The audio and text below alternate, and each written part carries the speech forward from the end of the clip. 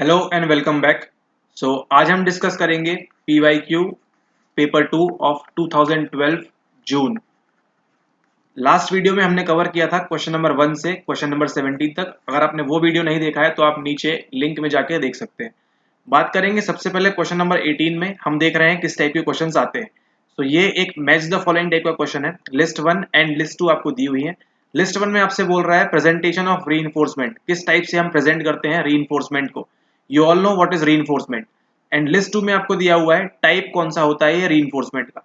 सबसे पहले देखते हैं कौन कौन से टाइप हमको दिए हुए हैं। पहले हमको दिया हुआ है पॉजिटिव रीइंफोर्समेंट, फिर हमको दिया हुआ है नेगेटिव रीइंफोर्समेंट, थर्ड में दिया हुआ है पॉजिटिव पनिशमेंट एंड फोर्थ में दिया हुआ है नेगेटिव पनिशमेंट। और यहाँ पे आपको PQRS में दिया हुआ है कि कौन सा पनिशमेंट और कौन सा रीइंफोर्समेंट के किस तरह से इसको प्रेजेंट किया जाता है।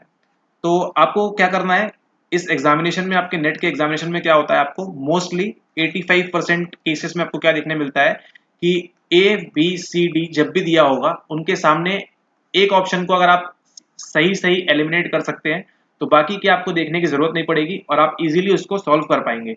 ऐसा सिमिलर 2021 का पेपर जब हम सॉल्व करेंगे उसमें भी आपको ये पैटर्न देखने को मिलेगा। ठीक है, तो सबसे इजीएस्ट पे हम पकड़ते हैं क्या है, वो है हमारा पॉजिटिव रीइंफोर्समेंट। मतलब पॉजिटिवली किसी चीज को या किसी चाइल्ड को या किसी ह्यूमन को क्या करना, रीइंफोर्स करना। ठीक है, और क्या करना, उसके बिहेवियर पैटर्न्स में चेंज करना। पॉजिटिव रीइंफोर्समेंट को देखेंगे हम और ट्राई करेंगे PQRS में से कहाँ पे मैच हो सकता है। ठीक है, पॉजिटिव रीइंफोर्समेंट क्या होता है कि किसी अच्छी स्टिमुली मतलब गुड स्टिमुलस को दिखा के हम क्या करेंगे, बिहेवियर में चेंजेस करेंगे। ठीक है, गुड स्टिमुलस क्या होगा, जो ऑब्जेक्ट है, जो सब्जेक्ट है, मतलब जो चाइल्ड है या जो ह्यूमन है उसको, उसके लिए क्या होगा, ये स्टिमुलस है, ये पॉजिटिव स्टिमुलस का काम करेगा। ठीक है, और फिर क्या होगा, उसका बिहेवियर में रीइंफोर्समेंट आएगा। पॉजिटिव रीइंफोर्समेंट पे फोकस करेंगे हम और देखेंगे ऑप्शंस क्या क्या अवेलेबल है हमारे पास। एन अनप्लीजेंट स्टिमुलस, तो यहाँ तो बात यहीं पे खत्म हो गई। पॉजिटिव मतलब कैसा स्टिमुलस होगा, एक प्लीजेंट स्टिमुलस होगा। देन अगेन क्यू को पढ़ देंगे, एन अनप्लीजेंट स्टिमुलस, नहीं अनप्लीजेंट नहीं, प्लीजेंट होगा। थर्ड में अ pleasant stimulus is presented, okay. And S में दिया हुआ है अ प्लीजेंट स्टिमुलस इज, ठीक है। मतलब हमको ये समझ में आ गया कि पॉजिटिव रीइंफोर्समेंट जो है, ठीक है, वो क्या होता है, एक प्लीजेंट स्टिमुलस होता है, मतलब हैप्पी स्टिमुलस होता है। उसको फ्रेम में जब हम लाएंगे उस स्टिमुलस को, तो जो ऑब्जेक्ट है आपका वो क्या करेगा, उसको पॉजिटिव हैप्पी फीलिंग्स आएंगी। तो यहाँ पे अ प्लीजेंट स्टिमुलस दिया हुआ है और एस में भी अ प्लीजेंट स्टिमुलस दिया हुआ है। ठीक है, यहाँ पे आप देखना है गेम क्या हो रहा है। यहाँ पे गेम ये हो रहा है, यहाँ पे आपसे पूछ रहा है is presented to increase behaviour, okay. और यहाँ पे क्या बोल रहा है, रिमूव्ड टू डिक्रीज बिहेवियर। ठीक है, तो जब हम पॉजिटिव रीइंफोर्समेंट की बात करेंगे तो क्या होगा, कि जो बिहेवियर है इसको क्या करना है, हमको रीइंफोर्स करना है पॉजिटिवली, मतलब क्या करना है, उसको इंक्रीज करना है। तो करेक्ट आंसर क्या हो जाएगा आपका, 1 के साथ आपका आर मैच हो जाएगा। ठीक है, और यहाँ पे क्या कर रहा है, वो प्लीजेंट स्टिमुलस को क्या कर रहा है, रिमूव कर रहा है, और इससे क्या होगा, आपका बिहेवियर डिक्रीज हो जाएगा। ठीक है, तो 1 के साथ आपने आर कनेक्ट कर लिया, 2 के साथ आपको समझ में आ गया किसको कनेक्ट करना है। ठीक है, तो देखते हैं करेक्ट आंसर क्या है हमारा। करेक्ट आंसर है हमारा option number D. Option number D क्या कहता है, आपको जो आर है, ये जो आर है ये किसके साथ मैच करेगा, ये मैच करेगा आपके 1 के साथ। R is matching with 1। ठीक है, a pleasant stimulus is presented to increase behaviour. ठीक है, आर के साथ जैसे ही हम 1 मैच करते हैं तो हमको क्या मिल जाता है, अगर आपने सिर्फ पॉजिटिव रीइंफोर्समेंट को मैच कर लिया तो आपका ऑप्शन ऑटोमेटिकली खुल गया। ठीक है, अब देखते हैं यहाँ पे 2 के साथ क्या दिया हुआ है। 2 है आपका क्या, नेगेटिव रीइंफोर्समेंट। नेगेटिव रीइंफोर्समेंट के साथ क्या किया गया है, आपको क्यू दिया हुआ है, यानी कि an unpleasant stimulus is removed, ठीक है, टू इंक्रीज बिहेवियर। यहाँ पे देखिए दोनों जगह क्या हो रहा है, आपका बिहेवियर इंक्रीज हो रहा है ना। रीइंफोर्समेंट में क्या हो रहा है, रीइंफोर्समेंट जब भी होगा तो क्या होगा, रीइंफोर्समेंट में क्या होगा, बिहेवियर क्या होगा, हमेशा पॉजिटिव जाएगा, मतलब इंक्रीज होगा। ठीक है, तो यहाँ पे क्या कर रहे हैं, वो जो एक अनप्लीजेंट स्टिमुलस दे रहे हैं नेगेटिव में, स्टिमुलस इज रिमूव्ड, उस स्टिमुलस को क्या कर दिया है, पहले वहां चॉकलेट रखी थी, अब उसको क्या कर दिया, उस चॉकलेट को रिमूव कर दिया है, जिससे क्या होगा, बिहेवियर इंक्रीज हो जाएगा। Just an example. ठीक है, तो क्यू के साथ आपको क्या होगा, 2 मैच हो जाएगा एंड आर के साथ आपका 1 मैच हो जाएगा। देन पी के साथ आपको दिया हुआ है थर्ड। पी के साथ यानी पॉजिटिव पनिशमेंट क्या होता है, positive punishment is an unpleasant stimulus is presented to decrease behaviour. ठीक है ना, एक ऐसा स्टिमुलस कर देंगे, ले आएंगे वहां फ्रेम में, जिससे क्या होगा, बिहेवियर डिक्रीज हो जाएगा। ठीक है, मान लीजिए एक चाइल्ड है, ठीक है, वो कहाँ जा रहा है, वो जा रहा है खेलने के लिए। ठीक है, लेकिन वहां पे क्या कर देंगे, एक ऐसा स्टिमुलस ला देंगे सामने, यहाँ पे डॉग ले आएंगे। ठीक है, तो क्या हुआ है, पॉजिटिव पनिशमेंट हुआ, जिससे क्या होगा, वो बच्चा बार बार बाहर खेलने नहीं जाएगा उस डॉग को देख के। देन नेगेटिव पनिशमेंट में क्या मिल रहा है आपको, ऑप्शन नंबर 4 में आपको मिल रहा है as, present stimulus is removed to decrease behaviour. Okay, तो ये था आपका क्वेश्चन नंबर 18। अब देखते हैं नेक्स्ट क्वेश्चन में। नेक्स्ट क्वेश्चन आपको दिया हुआ है क्वेश्चन नंबर 19, जो कहता है short term memory is capable of, STM की बात हो रही है यहाँ पे, is capable of holding approximately how many items of unrelated information. ऐसी इन्फॉर्मेशन जो क्या है टोटली अनरिलेटेड है उसकी बात करनी है। ऑप्शन आपको दिए हुए हैं A1, B2 to 4, C 5 to 9 और D 10 to 12। करेक्ट आंसर क्या है इसको सभी को मालूम है 5 to 9। ठीक है, 5 + -2 इस तरह से जो होता है 5 to 9 की वहां पे बात हो रही है। अब देखते हैं अगला, learning of fears is best explain by, मतलब आपकी जो फियर्स हैं उसकी लर्निंग, ठीक है, कैसे ले सकते हैं आप, बेस्ट एक्सप्लेन कौन करता है, या ऑपरेंट कंडीशनिंग करेगी, क्लासिकल कंडीशनिंग, ऑब्जर्वेशनल लर्निंग और लेटेंट लर्निंग। लेटेंट लर्निंग क्या होती है ये आप नीचे कमेंट करके बता सकते हैं। ठीक है, तो करेक्ट आंसर क्या होगा इसका, करेक्ट आंसर होगा इसका क्लासिकल कंडीशनिंग। क्लासिकल कंडीशनिंग क्या होती है आपको मालूम है, बहुत ही बेसिक सा एग्जांपल है इसका, जिससे क्या होता है learning of fears best explain की जा सकती है। अब देखते हैं नेक्स्ट क्वेश्चन 21। यहाँ पूछ रहा है आपसे choose the correct sequence of emergence, है ना, ऑफ द फॉलोइंग थ्योरीज, मतलब सबसे पहले कौन सी थ्योरी आई, देन नेक्स्ट कौन सी आई, देन नेक्स्ट कौन सी आई, ये आपको बताना है। ऑप्शन आपको दिया हुआ है James Lange theory, Cannon Bard theory, Schachter and Singer की 2 फैक्टर थ्योरी एंड डार्विन की थ्योरी। तो डार्विन की थ्योरी जो आज हम जानते हैं वो किसके बारे में है, वो है इवोल्यूशन के बारे में। ठीक है, किस प्रकार से ह्यूमंस का इवोल्यूशन हुआ, वो सारी चीजें जो है वो कौन बोलता है, वो डार्विन जी बात करते हैं। ठीक है, तो करेक्ट आंसर है इसमें आपका दिया हुआ है सी। ठीक है, सी क्यों दिया हुआ है, क्योंकि डार्विन की थ्योरी जो है वो इमोशन से आपके उतनी रिलेटेड नहीं है, लेकिन फिर भी अगर हम ऑप्शन में दिया हुआ है तो हमको कुछ ना कुछ तो करना पड़ेगा। ठीक है, तो डार्विन की थ्योरी सबसे पहले आएगी यहाँ पे आपकी, देन आपकी आएगी James Lange, then Cannon Bard and Schachter Singer. अगर आपको थोड़ा सा भी डाउट है कि 1 2 3 क्यों आ रहा है, तो आपको कुछ नहीं करना है, चुपचाप से जाके एनसीईआरटी का चैप्टर नंबर 9 जाके पढ़ लेना है, और वहां पे आपको order wise James Lange, Cannon Bard and Schachter Singer order wise आपको पढ़ने मिलेंगे। ठीक है, तो इसी अकॉर्डिंग्स में ये थ्योरीज भी आई थी। ओके, तो करेक्ट आंसर हो जाता है आपका ऑप्शन नंबर सी। अब चलते हैं हम नेक्स्ट क्वेश्चन की ओर, यानी कि क्वेश्चन नंबर 22 की ओर। What is true of drives. ठीक है, आप जो एक नीड ऑफ ड्राइव्स की देखते हैं, नीड, ड्राइव, अराउजल, ठीक है, ये जो एक सर्कल देखते हैं आप इस प्रकार से। ठीक है, तो ड्राइव्स के बारे में ट्रू क्या है, इंटरनल स्टेट्स आपको ड्राइव के लिए ले जाती है, अराउज बाय टेंशन से आप ड्राइव करते हैं, अंडरलाइंग नीड से आप ड्राइव की ओर जाते हैं, या फिर गाइडेड बाय एक्सटर्नल स्टिमुली। तो करेक्ट आंसर क्या है इसका, करेक्ट आंसर है इसका आपका ऑप्शन नंबर बी 1 2 3। देखिए आप जो ड्राइव है इसमें एक्सटर्नल स्टिमुली का कोई भी रोल नहीं है। ठीक है, मान लीजिए कि आपको देने जाना है एक एग्जाम, ठीक है, एग्जाम आपको नेट का एग्जाम आपको देने जाना है। ठीक है, ये क्या है, ये है आपकी नीड। ओके, ऑलराइट, ये ठीक है, ये आपका जो एग्जाम है ये एक्सटर्नल स्टिमुली हो सकता है कि आपको ये बाहर से किसी ने बताया कि नहीं ये एग्जाम क्लियर करना अच्छा होता है, ठीक है, जेआरएफ क्वालिफाई होता है आपका, तो आप क्या करेंगे, ये आपकी नीड हो गई। लेकिन जब आप नीड से आप कहाँ आते हैं, नेक्स्ट स्टेप पे आते हैं, ड्राइव पे आते हैं। ठीक है, जब ड्राइव पे आएंगे तो जब नीड से आप ड्राइव की ओर काम करेंगे, तो अब आप बताइए कि यहाँ पे एक्सटर्नल स्टिमुली का क्या रोल है। ठीक है, नो, नाडा, यहाँ पे एक्सटर्नल स्टिमुली का कोई भी रोल नहीं होता। इसमें क्या होगा, अब देखिए यहाँ पे जो आपकी जो नीड है, ये आपका जो ड्राइव की ओर आपका बिहेवियर रेसिप्रोकेट करेगी, आपका बिहेवियर लेके जाएगी, वो क्या होगा, आपकी इंटरनल स्टेट है, ये आपकी इंटरनल स्टेट है कि आपको क्या करना है, ये एग्जामिनेशन क्लियर करना है। अराउज बाय टेंशन, आपको जैसे जैसे एग्जाम पास आएगा आपकी टेंशन बढ़ती जाएगी, तो आप क्या करेंगे, आपकी नीड का एग्जाम तो क्लियर करना ही है आपको, ये नीड है, तो क्या होगा, आपका जो बिहेवियर है इस ड्राइव की ओर बढ़ता जाएगा, और फिर अंडरलाइंग नीड यहाँ पे दिया हुआ है। तो करेक्ट आंसर क्या होगा हमारा, करेक्ट आंसर होगा हमारा option number B 1 2 and 3। Guided by external stimuli की बात बिल्कुल नहीं होगी। क्यों, क्योंकि हम बात किसकी कर रहे हैं, क्वेश्चन हमको देखना है ड्राइव्स के बारे में पूछ रहा है। अगर यहाँ पे नीड होता तो क्या होता, 1 2 3 4 हो सकता था, लेकिन ड्राइव्स की जब बात करेंगे तो क्या होगा, हमको सिर्फ 1 2 एंड 3 ही देखना है। अब बात करते हैं नेक्स्ट क्वेश्चन की, 23rd क्वेश्चन की, इंटेलेक्चुअल फंक्शनिंग, है ना, इंटेलेक्चुअल फंक्शनिंग मतलब दिमाग की का खेल, है ना, अच्छी तरह से इंटेलेक्ट की तरह फंक्शनिंग करना, is mainly in the domain of which lobe of the cortex. आपका जो कॉर्टेक्स होता है उसके कौन से लोब में आपकी जो इंटेलेक्चुअल फंक्शनिंग है वो होती है, occipital lobe, frontal lobe, parietal lobe and temporal lobe. ठीक है, करेक्ट आंसर है इसका फ्रंटल लोब। ये क्यों होता है ये आप देख सकते हैं डायग्राम के थ्रू। ठीक है, ओके, अब बात करते हैं नेक्स्ट क्वेश्चन नंबर 24 आपको दिया हुआ है, a nerve cell that responds to a vertical line but not to horizontal line is an example of feature detector. ठीक है, फीचर डिटेक्टर क्या होता है, ऑप्शन आपको दिया हुआ है linear perspective system, pattern analyser, selection and organisation process. तो कोई भी नर्व सेल है वो रिस्पॉन्स किसको करता है, केवल सिर्फ वर्टिकल लाइंस को रिस्पॉन्स करता है और हॉरिजॉन्टल लाइन को नहीं करता है। वो क्या है, एक प्रकार का फीचर डिटेक्टर है। फीचर क्या होता है, कोई पर्टिकुलर फीचर, और उसको डिटेक्ट कौन करता है, ये चीज करती है। और आपका जो नर्व सेल है किससे रिस्पॉन्ड करता है, केवल वर्टिकल लाइंस को रिस्पॉन्ड करता है एंड हॉरिजॉन्टल को नहीं करता है।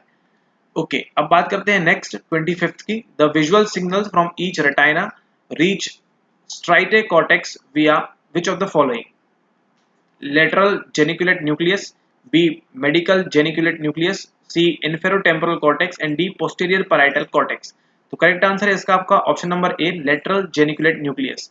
तो आपके जो भी विजुअल सिग्नल्स हैं आपके ईच रेटिना से, ठीक है, आपकी जो स्ट्राइटे कॉर्टेक्स होती है अंदर जाके, है ना, वहां किसके थ्रू जाता है, आपके लेटरल जेनिकुलेट न्यूक्लियस के थ्रू जाता है। अगर ये आपको पूरी फंक्शनिंग समझनी है तो आप हमारे स्पेशल वीडियोस देख सकते हैं, ठीक है, विद कोर्स के थ्रू, तो इसमें आपको और अच्छे से अंडरस्टैंडिंग होगी। अब बात करते हैं नेक्स्ट की। नेक्स्ट है आपका क्वेश्चन नंबर 26, जिसमें बात कर रहा है ऑब्जर्वेशनल लर्निंग। अभी अपने ऊपर देखा था लास्ट वीडियो में, ऑब्जर्वेशनल लर्निंग की बात आएगी तो सबसे दिमाग में आपको किसकी फोटो खींचनी चाहिए, मिस्टर बंडूरा की। ओके, तो ऑब्जर्वेशनल लर्निंग में क्या क्या इन्वॉल्व होता है, सबसे पहले आपको दिया हुआ है अटेंशन एंड रिटेंशन, नेक्स्ट दिया हुआ है अटेंशन एंड रीइंफोर्समेंट, थर्ड दिया हुआ है production processes and motivation, fourth आपको दिया हुआ है reinforcement and motivation. Correct answer क्या है इसका, आपका करेक्ट आंसर है ऑप्शन नंबर ए, 1 एंड 3। ठीक है, 1 एंड 3, मतलब आपको ऑब्जर्वेशनल लर्निंग के लिए सबसे पहले क्या चाहिए, आपको अटेंटिव होना पड़ेगा, है ना। कोई आप यहाँ पे क्या कर रहे हैं, कोई आपने मंकी को देखा है ना, मंकी किस प्रकार से एक्ट करता है, आपको क्लास में एक्ट करके दिखाना है। सबसे पहले क्या करेंगे, आप अटेंटिव होंगे, उस मंकी को देखेंगे, है ना, फिर आप रिटेंशन करेंगे। ठीक है, रिटेंशन करेंगे घर आके, क्या किया आपने, मंकी किस प्रकार से अपने हैंड वेव कर रहा था, ठीक है, कैसे अपने सर को खुजा रहा था, कैसे बनाना खा रहा था, ठीक है, उसको क्या करेंगे आप, रिटेंशन करेंगे। देन क्या करेंगे आप, प्रोडक्शन प्रोसेस होगी, है ना, आप उसको इमिटेट करने का ट्राई करेंगे एंड मोटिवेशन कहीं ना कहीं आपको होगा, तभी आप ये सब चीजें करेंगे और क्लास में आप फर्स्ट आएंगे अपने एक्ट में। ठीक है, तो ऑब्जर्वेशन लर्निंग में क्या क्या इंक्लूड होता है, आपका attention, retention, production processes and motivation. बिना मोटिवेशन के तो ह्यूमन का जीना ही बेकार है। ठीक है, अब चलते हैं नेक्स्ट। जैसे आपका मोटिवेशन है ये वीडियो देखना और लाइक करना। ओके, अब देखते हैं नेक्स्ट सवाल है क्वेश्चन नंबर 27। ये बात कर रहा है विच of the following factors reduce the accuracy of I witness testimony. I witness testimony क्या होती है, मतलब गवाही जो आप देते हैं, है ना, कि हमने वहां पे देखा था कि वारदातें जगह है, वारदात पे हम मौजूद थे, है ना, तो उसमें जो रिड्यूस करते हैं एक्यूरेसी को, कौन कौन रिड्यूस करते हैं, suggestibility, source monitoring errors, interference, decay of memory traces and illusion of outgroup homogeneity. Correct answer है इसका आपका option number C, 1, 2 and 5। Meaning suggestibility आपकी जो एक्यूरेसी को रिड्यूस करती है आई विटनेस टेस्टिमोनी की, देन आपका जो सोर्स मॉनिटरिंग एरर्स हैं वो रिड्यूस करते हैं, एंड लास्ट में इल्यूजन ऑफ आउटग्रुप होमोजेनिटी। अब बात करते हैं नेक्स्ट 28 नंबर क्वेश्चन की। ये आपको ऑलरेडी बताया जा चुका है पहले ही। माइक्रोस्लीप, है ना, occurs mainly due to one of the following. आपकी जो नींद है कम समय में क्यों आती है, कम समय के लिए क्यों आती है, या आपको कोई स्लीप डिसऑर्डर है, या आपको ड्रग स्टेट है आपकी, या स्लीप डेप्रीवेशन की वजह से, या ड्रीमिंग स्टेट की वजह से। सिंपल एंड सोवर आंसर है इसका, स्लीप डेप्रीवेशन की वजह से। अब बात करते हैं next, what is self efficacy. Self efficacy अगर आपको नहीं पता है तो क्या करिए, आप चुपचाप से जाके एक बार एनसीईआरटी खोल लीजिए और वहां जाके आप 12th क्लास की एनसीईआरटी में आपको पढ़ने मिल सकता है सेल्फ एफिकेसी के बारे में। ऑलराइट, 12th और 11th की एनसीईआरटी में किसी में आपको दिया हुआ है। सिंपल से इसका आंसर है डी, कि आपको अपने बारे में, अगर कोई बच्चा है जिसका नाम है प्रतीक, है ना, उसको अपने बारे में अ सेट ऑफ बिलीव्स हैं कि प्रतीक, है ना, क्या काम कर सकता है, perform adequately in a particular situation. जैसे आप जाएंगे अपने नेट के एग्जामिनेशन में, ठीक है, तो वहां पे आप क्या करेंगे, आपका ये सेल्फ एफिकेसी है, आपकी एफिशिएंसी बताएगा वहां पे कि आप 3 घंटे में आपने 200 प्रश्न में से आप कितने सही कर सकते हैं। ठीक है, ये बात हो रही है यहाँ पे इसकी। Alright, sorry. अब बात करते हैं नेक्स्ट क्वेश्चन की। सेल्फ एफिकेसी समझ गए कि आपको पर्सनल आपका बिलीफ होना चाहिए कि आप पर किसी पर्टिकुलर सिचुएशन में अच्छा परफॉर्म कर सकते हैं या नहीं। वहां पे 150 क्वेश्चन है। 30th क्वेश्चन की बात करें, which of the following is a product in Guilford's model. Guilford का जो मॉडल है उसमें प्रोडक्ट क्या है, A evaluation, B cognition, C transformation and D symbols. Correct answer is option number C, transformation. अब देखते हैं नेक्स्ट सवाल आपको दिया हुआ है, यहां से देखिए थोड़े से टफ सवाल आपको जो देखने मिलते हैं। Instructions for question 31 34, read the following information and answer the 4 questions that follow. यहाँ पे क्या पूछ रहा है आपसे, यहाँ पे आपको एक लंबा सा पैराग्राफ दिया हुआ है, ठीक है,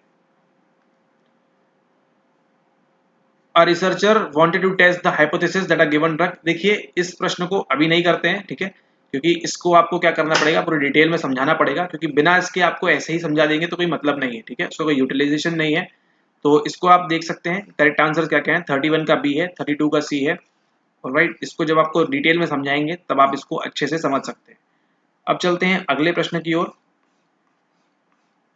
नेक्स्ट हम देखते हैं 35th question. Okay, 35th question ये आपको ऑलरेडी कराया जा चुका है, 35th क्वेश्चन एंड 36 क्वेश्चन। तो इसके आंसर आप नीचे कमेंट में कर सकते हैं। अगर आपने पुराने वीडियोस नहीं देखे हैं तो आप कमेंट इजीली कर पाएंगे, नहीं देखे हैं तो जाके उनको तुरंत देखिए, ठीक है। ये क्वेश्चन क्या होते हैं, बार बार रिपीट होते हैं। आने वाले सवालों में आप देखेंगे किस प्रकार से ये क्वेश्चन जो है ये बार बार प्रत्येक साल में पर ईयर ये रिपीट हो रहे हैं। Now moving on to next question, question number 37.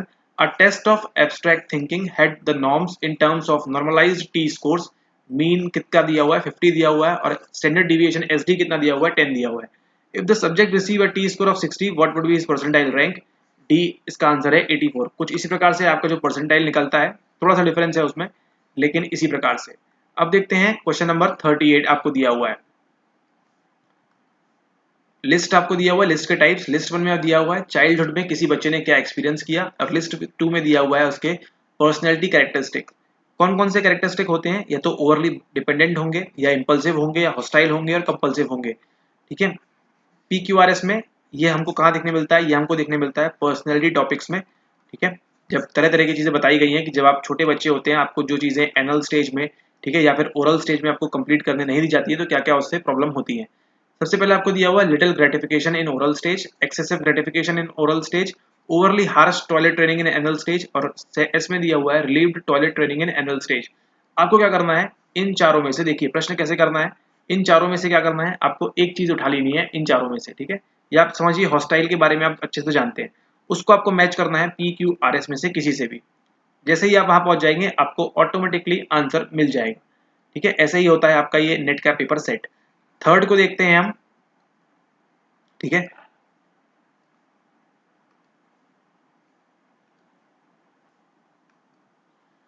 अगर हम बात करेंगे थर्ड की, थर्ड में हमको दिया हुआ है हॉस्टाइल, और यहाँ आपको मैच किया हुआ है क्यू के साथ, यानी कि एक्सेसिव ग्रेटिफिकेशन अगर ओरल स्टेज में होगा तो बच्चा किस प्रकार से होगा, हॉस्टाइल हो सकता है। पी के साथ आपको दिया हुआ है 1, यानी कि लिटिल ग्रेटिफिकेशन अगर ओरल स्टेज में मिलेगा तो क्या होगा, बच्चा ओवरली डिपेंडेंट हो जाएगा, ठीक है। फिर ओवरली हार्श टॉयलेट ट्रेनिंग अगर आप देंगे एनल स्टेज में तो क्या होगा, बच्चा जो है कंपल्सिव हो जाएगा। और relieved toilet training in anal stage देंगे तो क्या होगा, जो बच्चा है थोड़ा सा इंपल्सिव हो जाएगा। तो ये तरह तरह के कंपल्सिव आपके पर्सनैलिटी के ट्रेड्स हैं, ठीक है, इसको आप ध्यान रखेंगे। डोंट वरी, इसके लिए आपको पर्टिकुलर वीडियो मिलेगा, हर चीज के लिए वीडियो मिलेगा, don't worry, we are there. बस ये जस्ट इसलिए कि जो जून में एग्जामिनेशन दे रहे हैं उनके बेटरमेंट के लिए, ठीक है। क्वेश्चन नंबर 39 की बात करें तो multiple abstract variance analysis is used to study the effect of ABCD none of these. अब आपको ये पहले मानना पड़ेगा कि मल्टीपल एब्स्ट्रैक्ट वेरिएंस एनालिसिस होता क्या है। अगर आपको ये मालूम है तो ही आप इस क्वेश्चन को इजीली सॉल्व कर सकते हैं। चलते हैं अगले प्रश्न की ओर। क्वेश्चन नंबर 40 क्या कहता है, क्वेश्चन नंबर 40 कहता है आपसे, यहाँ आपको दिए हुए हैं टाइप्स ऑफ रीइंफोर्समेंट, ठीक है। रीइंफोर्समेंट दिए हुए हैं types of fixed ratio, variable interval, fixed interval, variable ratio. Reinforcement occurs after a set period time period. Reinforcement occurs after a set number of responses. Reinforcement occurs after a varying time period. Reinforcement occurs after a varying number of responses. Again क्या करना है आपको, इन चारों में से आपको कोई भी चीज मालूम है उसको आपको मैच करना है इनके साथ। कोई भी एक चीज मालूम है आपको तो उसको ट्राई करिए, अटेम्प्ट करिए मैच करने का, आप इजीली अगले अपने आंसर तक पहुंच जाएंगे, ठीक है। देखिए यहाँ पे आपको दिया हुआ है इसका करेक्ट आंसर क्या है। करेक्ट आंसर है इसका ऑप्शन नंबर ए, P के साथ 3, Q के साथ 1, R के साथ 2 एंड S के साथ 4। मतलब वेरिएबल रेशियो क्या होता है, reinforcement occurs after a varying number of responses, ठीक है। तो थोड़ा सा इस प्रश्न को आप समझने की कोशिश करिएगा, अच्छा प्रश्न है, बार बार ये क्वेश्चन रिपीट होते हैं, तो थोड़ा सा आपको इस क्वेश्चन को अच्छे से देखना है। अब चलते हैं नेक्स्ट क्वेश्चन की ओर। Which of the following effectors is mainly responsible for instrumental motor response. तो आपका जो मोटर रिस्पॉन्स होता है किसकी वजह से होता है, आपके स्केलेटल मसल की वजह से होता है। सिंपल सा क्वेश्चन है ये, ठीक है। आपके सिर्फ स्केलेटल मसल की वजह से होता है, आपके जो मोटर रिस्पॉन्सेज हैं उसकी बात हो रही है यहाँ पे। ये क्वेश्चन क्यों छोड़ दिया है हमने, क्योंकि इसको आप थोड़ा सा क्या करेंगे, इसको जब डिकोड करता करेंगे तो आपके दिमाग में और चीजें अच्छे से स्टोर होंगी। अब देखते हैं 42nd क्वेश्चन क्या बात करता है। A process following learning during which a memory becomes more firmly established is called overlearning, consolidation, transfer period, constructive processing. एक ऐसी प्रोसेस जिसके द्वारा आपकी जो लर्निंग है क्या होती है आपकी मेमोरी में मोर फर्मली स्टेब्लिश। जैसे अभी मैं आपको बोलता हूं कि ऑब्जर्वेशन लर्निंग, मेरे लिखते खत्म होते होते आपके दिमाग में कौन आ गया? सबसे पहले आपके दिमाग में क्या आ गया? आपके दिमाग में मिस्टर बंडूरा आ गए थे। ठीक है, ऐसा क्यों हुआ? आपने ये जो इन्फॉर्मेशन है क्या कर ली है, इसको कंसोलिडेट कर दिया है अपने माइंड के अंदर। ठीक है, तो अगर आप हमारे वीडियोस रेगुलर देखते हैं तो क्या हो रहा है, आपका जो इन्फॉर्मेशन है क्या हो रही है, आपकी जो लर्निंग है क्या हो रही है, आपकी जो मेमोरी क्या हो रही है, फर्मली स्टेब्लिश कर रही है, और जिसे हम क्या कहते हैं हमारी भाषा में कंसोलिडेशन कहते हैं। ठीक है, तो a process following learning during which a memory becomes more firmly establish is called consolidation. जैसे वो पोयम है ट्विंकल ट्विंकल, ठीक है, ये क्या हो गई आपकी मेमोरी में कंसोलिडेट हो गई। अब चलते हैं अगले प्रश्न की ओर, क्वेश्चन नंबर 43 की ओर। यहाँ पे आपको दिया हुआ है assertion एंड रिस्पॉन्स रीजन। इसको एक बार आप पढ़ने का ट्राई करें, क्यों हो रहा है, कैसे हो रहा है। ठीक है, बताने को तो बता सकते हैं आपको, लेकिन थोड़ा सा आप भी एफर्ट देंगे, नीचे कमेंट करेंगे तो क्या होगा, आपका भी ब्रेन काम करेगा, आपके भी थोड़े हाइपोथैलेमस में हलचल होगी। अब बात करते हैं नेक्स्ट 44 की। Some steps in test construction are listed below. Test क्या होता है, टेस्ट के पहले आइटम क्या होता है, this will be detailed cover in our videos. Internal consistency assessment, item analysis, test retest, reliability and item writing. तो ये पूछ रहा है आपसे कौन ऐसे स्टेप्स बताएं सीक्वेंस में। सबसे पहले क्या करते हैं हम, सबसे पहले हम आइटम को राइट करते हैं। ठीक है, यहाँ बताया था अभी आपको, आइटम राइट करेंगे, देन आइटम को एनालिसिस करेंगे, देन उसके बाद इंटरनल कंसिस्टेंसी असेसमेंट करेंगे कि हमने जो आइटम्स लिखे हैं उनका एनालिसिस करने के बाद क्या ये सही जा रहे हैं या नहीं जा रहे हैं, और अंत में हमको मालूम पड़ेगा कि जो टेस्ट रीटेस्ट की रिलायबिलिटी क्या है और क्या नहीं है। अब देखते हैं अगला सवाल, 45 number question. What is the correct order of the following conflicts occurring in an individual's life? तो किसी भी इंडिविजुअल के लाइफ में करेक्ट ऑर्डर क्या है जो कन्फ्लिक्ट होते हैं उसके बारे में। करेक्ट आंसर है इसका option number C 1 3 2 4। Means autonomy versus self doubt सबसे पहले आता है, देन कंपिटेंस एंड इंफीरियरिटी आती है, देन आता है आपका आइडेंटिटी वर्सेस रोल कंफ्यूजन, और फिर अंत में आता है आपका इंटीमेसी और आइसोलेशन सॉरी। ओके, तो ये करेक्ट आंसर है आपका क्वेश्चन नंबर 45 का। अब चलते हैं नेक्स्ट क्वेश्चन की ओर, क्वेश्चन नंबर 46 की बात करते हैं हम। Which of the following attitude scaling methods has been proposed by L Thurstone. L Thurstone के द्वारा कौन कौन से एटीट्यूड स्केलिंग मेथड्स प्रपोज किए गए हैं। ठीक है, paired comparison and equal appearing intervals, this is the only by L Thurstone, so C is the correct answer 1 and 4। अब देखते हैं अगला सवाल, देख रहे हैं मैच द फॉलोइंग कितने टाइप के आते हैं। ठीक है, यहाँ आपको दिया हुआ है वैलिडिटी का टाइप क्या है और उसका डिस्क्रिप्शन यहाँ पे दिया हुआ है। अगेन देखिए, इनमें से आपको एक भी मालूम है, ठीक है, तो क्या कर सकते हैं आप इजीली एलिमिनेट कर सकते हैं बाकी को। कुछ नहीं, यहाँ पे सिंपली आपको अपोजिट दे दिया हुआ है। यहाँ देखिए करेक्ट आंसर क्या है, 4 3 2 1 4 3 2 1। ओके, एस के साथ आपका क्या जाएगा, 1 जाएगा। मतलब कंटेंट वैलिडिटी क्या होती है, covering all the important areas in a given course of study. ठीक है, तो इसको थोड़ा सा आप एक्सप्लोर करेंगे, इसको देखेंगे आप मैच द फॉलोइंग, क्योंकि देखिए जितना आप प्रैक्टिस करेंगे अभी सेशंस के दौरान, ठीक है, उतना आप क्या करेंगे, ये सब चीजें आपको दिमाग में स्टोर हो जाएंगी। ओके, अब देखते हैं नेक्स्ट 48 नंबर का क्वेश्चन हमको दिया हुआ है। During emotions skin conductance changes occur due to the activity of some of the following 1 2 3 sweat glands, adrenal glands and parasympathetic PNS nervous system. इन तीनों में से क्या होता है जिससे हम इमोशन के स्किन कंडक्टेंस में क्या देखने को मिलती है, हमको चेंजेस मिलते हैं। पीएनएस की बात बिल्कुल नहीं होती, पीएनएस क्या है, बिल्कुल टोटली अलग चीज है। इसमें मेनली क्या है आपका sweat glands and adrenal glands की बात हो रही है यहाँ पे। तो करेक्ट आंसर क्या हो जाता है आपका ऑप्शन नंबर ए 1 and 2। अब देखते हैं अगला सवाल, which among the following is true for a mental set. सबसे पहले आपको मालूम करना होगा एक मेंटल सेट क्या होता है। ठीक है, देखना है ट्रू क्या क्या है। पहला दिया हुआ है, it can enhance the quality and speed of perceiving and problem solving under some conditions. Okay, it can enhance the quality and speed of perceiving and problem solving in niche situations. It may inhibit or distort the quality of mental activities in new situations. It may inhibit or distort the quality of mental activities under same conditions. Correct answer है इसका option number 1 and 3। ठीक है, किसकी बात कर रहे हैं, क्योंकि यहाँ पे मेंटल सेट की बात कर रहे हैं। मेंटल सेट क्या होता है, प्लीज कमेंट डाउन बिलो। ठीक है, आप ये वीडियोस देखने के साथ साथ आप पढ़ाई कर रहे हैं या नहीं कर रहे हैं वो भी समझ में आना चाहिए। अगेन देखिए, आपको लिस्ट के क्वेश्चन मेरे ख्याल से आपको 50 में से आपको 5 से 10 क्वेश्चन आपको देखने मिले हैं केवल मैच द फॉलोइंग टाइप के। ठीक है, तो इन क्वेश्चंस की आप आदत डाल लीजिए।